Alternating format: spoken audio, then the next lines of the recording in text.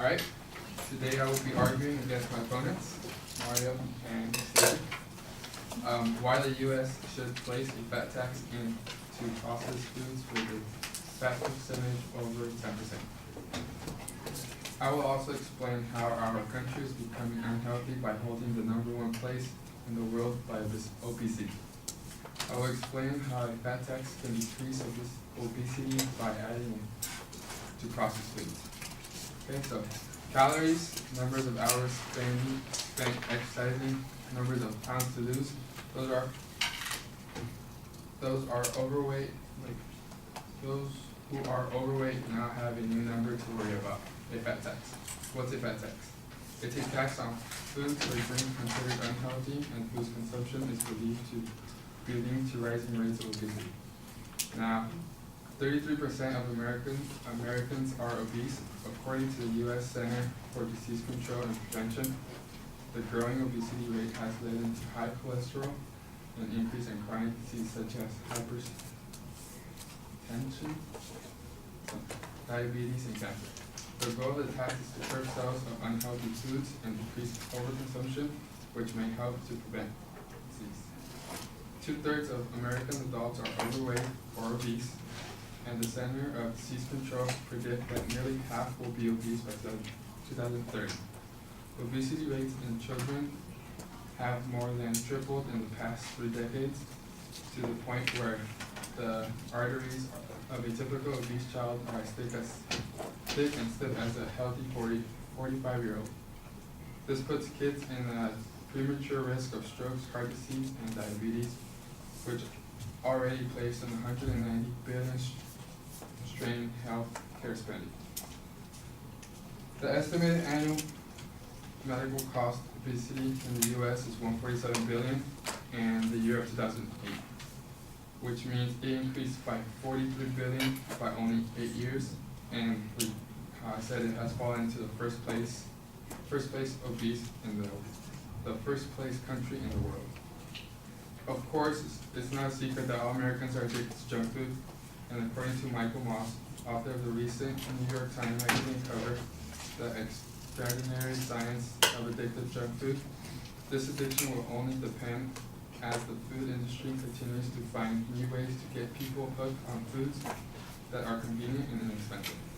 So as an example, McDonald's, Taco Bell, any fast food has dollar menus. Are all these foods, addicting? Yes. Are they convenient? Yes. And are they inexpensive? Yes. So by adding this fat tax, maybe, most likely, it will make them choose the healthier food because it might be the same price. Okay, so the same extraordinary science of addictive junk food also tested and found in the U.S. by putting a 20% tax, as we are inclined, on sugary beverages would reduce obesity levels by 3.5%, from 33 to 30%. It's a simple idea. If things are expensive enough, the cost becomes prohibitive enough that some people won't buy them. Similar finding published medicine estimated that 18% tax on pizza and soda would cost average Americans to lose 5 pounds per year.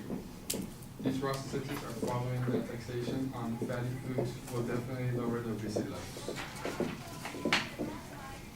Adding a high tax on unhealthy food and drinks will help lower rates on obesity, according to a new study published on the British Medical Journal.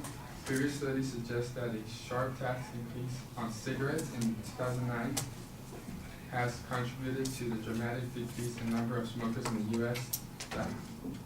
And it's hoped that the fat tax would work the same way. A tax at least 20% placed on all processed foods, with a fat percentage over 10% would drop obesity rates by 3.5% and prevent 27,000 heart-related deaths each year, according to the study. And then how the businesses and manufacturers will contribute to the tax. Manufacturers who produce goods with a fat percentage over 10% will have to pay fee to the government. Fee will be calculated by the percentage of fat multiplied by 0.1 by the weight or the unit of the good.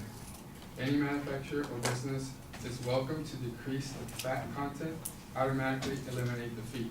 So this helps the businesses or manufacturers to make their foods healthier or have a less percentage of fat into the good. And not only will it cost them less to produce, but it will make companies to produce food with lower fat percentage. Manufacturers or business who do not pay fees will be penalized the minimum of $10,000 for first offense. So as I explained, the taxed fatty foods with the content of 10% or higher will be taxed 20% increase. That could help decrease consumers of fatty foods, and most importantly, it will help decrease obesity. And then also, in addition, I have also explained how the tobacco taxation decreased the percentage of tobacco users dramatically, and it could seriously help with the taxes, the fat tax as well.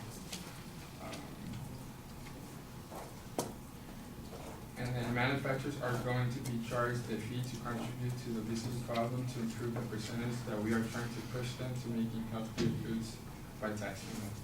So that's it.